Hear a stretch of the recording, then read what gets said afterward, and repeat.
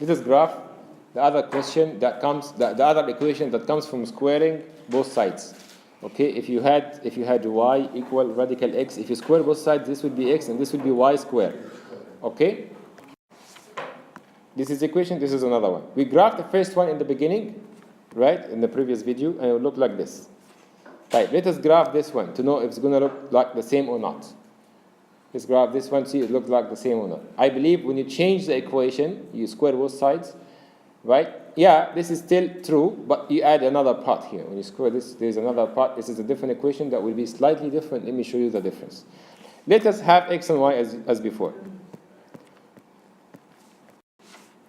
Choose values of x, calculate y. If x is 0, y squared will be 0, and that means y is also 0. If x is 1, y squared is 1. But y squared is 1 means y is? Y is? Yeah, plus or minus 1. Yes, plus or minus 1. Okay? So because y squared here is equal to 1, you put x equal to 1. And that means y is plus or minus 1. Clear that what happens? Right.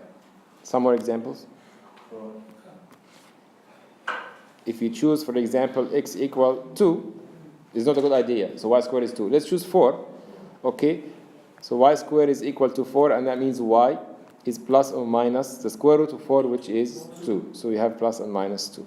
Okay? And so you can continue more like this, plus or minus 3, like before. But this time, the only difference, as you can see, there is plus and there is minus. So if you graph the first point, 0 and 0 will be here.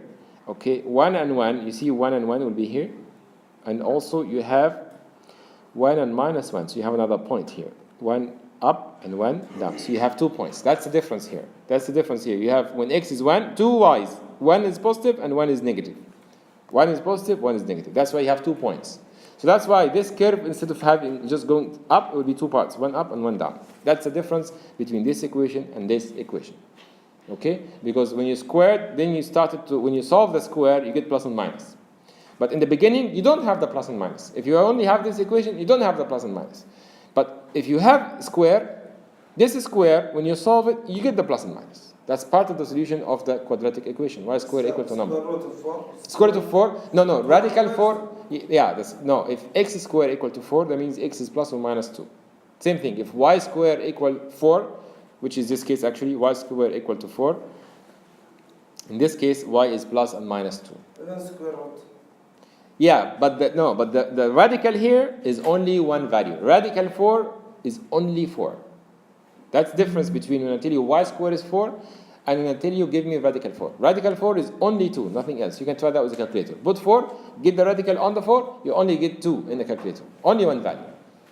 Okay, so remember, radical 4 is just 2. But when I tell you y squared equal 4, that means y is plus and minus 2. That's different. That's different. Okay? So the square or sign affect the graph, right? Yeah, we will have 2 parts. You're going to have one part here, you're going to have another part here. That's the difference. That's the difference. Clear now?